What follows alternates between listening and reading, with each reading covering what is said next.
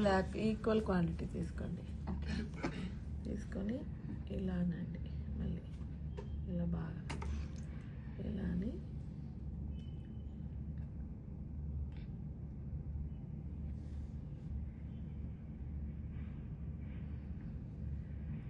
ఇప్పుడు వస్తుంది షేడ్.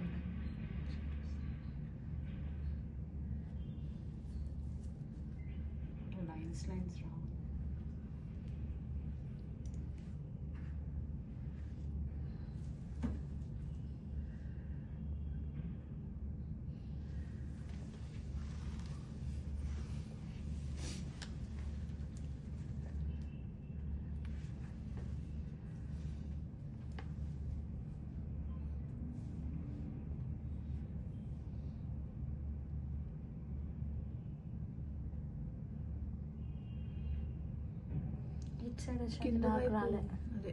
నేను తగ్గించా, కొద్దిగా ఎక్కువైందని లైట్గా. ఇది ముద్దగా వచ్చింది కొంచెం, అందుకోసం కొంచెం తగ్గించాను. డ్రై అయ్యాక వేద్దాం.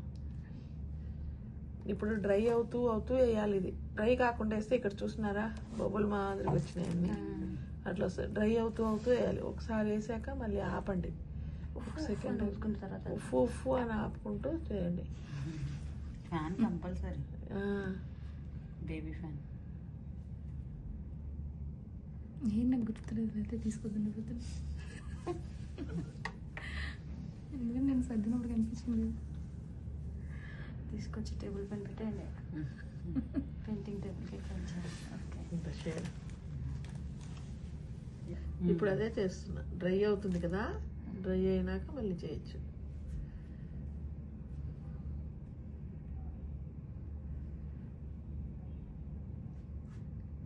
మధ్యలో బబుల్స్ కనిపిస్తున్నాయి, దానివల్ల కొంచెం డ్రై అయ్యి చేస్తే ఇంకా బాగుంటుంది. డ్రై అవ్వలేదు కాబట్టి మనకి కొంచెం కష్టం. ఇప్పుడు మళ్ళీ వాటర్ వాష్ చేయండి, కొంచెం క్రిమ్సన్ తీసుకోండి. మీ చెయ్యి బ్లాక్ ఉంటుంది, తీసేసుకోండి, తుడుచుకోండి. మళ్ళీ దీన్ని మిక్స్ చేయకండి.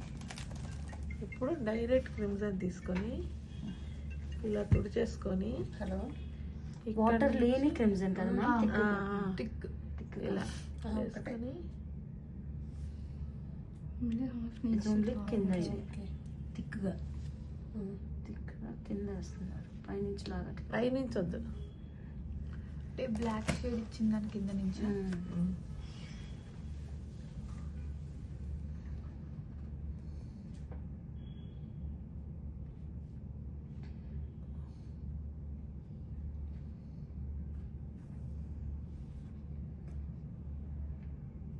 ఈక్వల్గా ఉండాలి. ఇది centre of the part equal ఉండాలి. నేను ప్లాస్టర్ వేసి పడేస్తాను. ఇప్పుడు ఇట్లా వేసేయాలి. ప్లాస్టర్ తెలిసిపోద్ది. ఇప్పుడు మళ్ళీ క్రిమ్సన్ తీసుకో, కొంచెం పశ్చిమలో తీసుకో.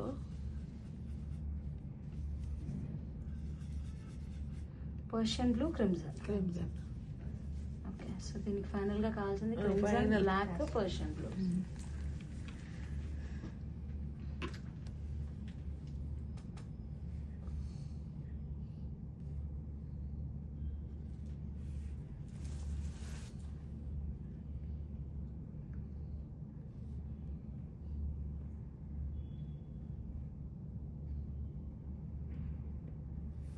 ఓకే,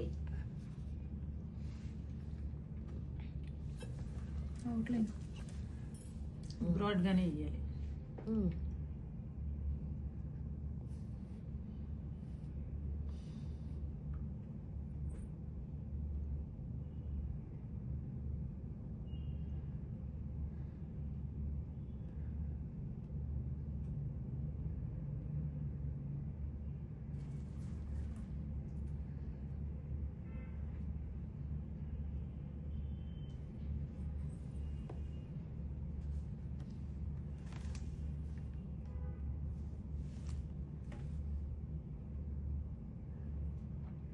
అంతే.